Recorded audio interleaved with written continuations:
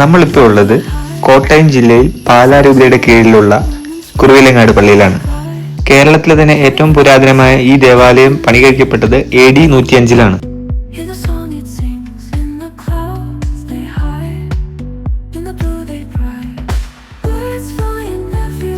പള്ളിയിലെ 3 നോയമ്പ് തിരുനാളിന് ഏറ്റുമാനൂർ മഹാദേവ ക്ഷേത്രത്തിൽ നിന്ന് ആനയെ പ്രദക്ഷിണത്തിനെത്തിക്കുകയും ക്ഷേത്രത്തിലെ ഉത്സവത്തിന് പള്ളിയിൽ നിന്ന് മുത്തുകൂടുകൾ കൊടുക്കുകയും ചെയ്യുന്ന ചടങ്ങ് ഇപ്പോഴും നടന്നു വരുന്നു. ഞങ്ങൾ നൈറ്റ് ഒരു ഓൾമോസ്റ്റ് 7 o'clock കൂടിയാണ് ഈ ദേവാലയത്തിൽ ചെന്നെത്തിയത്.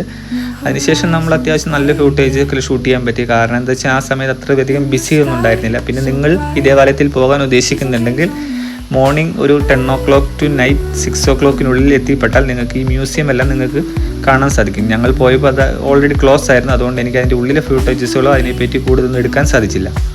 അവിടെ ഞങ്ങൾ നേരെ പോയത് ഈ പള്ളിയിലെ ഏറ്റവും പ്രശസ്തമായ മണിമാളിക കാണാനായിട്ടാണ്. ഈ മണിമാളികയിൽ നമുക്ക് കാണാൻ സാധിക്കുന്ന 3 മണികളാണ്. 1700 കിലോഗ്രാം വെയിറ്റ് വരുന്നതും 1100 കിലോഗ്രാം വെയിറ്റ് വരുന്നതും 700 കിലോഗ്രാം വെയിറ്റ് വരുന്നതുമായ 3 മണികളാണ് ഈ മണിമാളികയിലുള്ളത്. നൈറ്റ് ആയതുകൊണ്ട് തന്നെ എല്ലാ ലൈറ്റ്സും ഓൺ ആയിരുന്നു. അതുകൊണ്ട് തന്നെയാണ് തോന്നുന്നത് എനിക്ക് ഈ ഒരു ഫുട്ടേജിനൊക്കെ ഇത്ര ഭംഗിയായിട്ട് എനിക്ക് പേഴ്സണലി ഫീൽ ചെയ്തത്. അതിനുശേഷം ഞങ്ങൾ നേരെ പോയത് ഇപ്പോൾ തന്നെ ഏറ്റവും പ്രശസ്തമായ അത്ഭുത ഓർമ്മ കാണാനായിട്ടാണ്. അപ്പോൾ പോകുന്ന വഴിക്ക് നമുക്ക് നല്ല ഭംഗിയുള്ള ഗ്രോട്ടകളെല്ലാം കാണാൻ സാധിക്കും. ഞങ്ങൾ അവിടുന്ന് നേരെ പോയി അത്ഭുത ഓർമ്മയിലേക്കാണ്.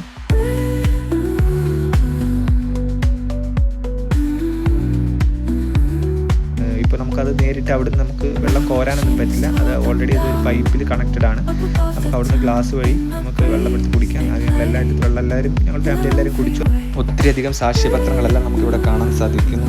അതുകൊണ്ട് തന്നെ എല്ലാ മതത്തിൽപ്പെട്ട ആളുകൾ ഇവിടെ വരുന്നുണ്ട്. കോട്ടയം കുറുവിലങ്ങാട് ഭാഗത്തേക്കെല്ലാം നിങ്ങൾ ഇനി പോകുന്നുണ്ടെങ്കിൽ എന്തായാലും നിങ്ങൾ ഈ പള്ളിയിലൊന്ന് വിസിറ്റ് ചെയ്യണം.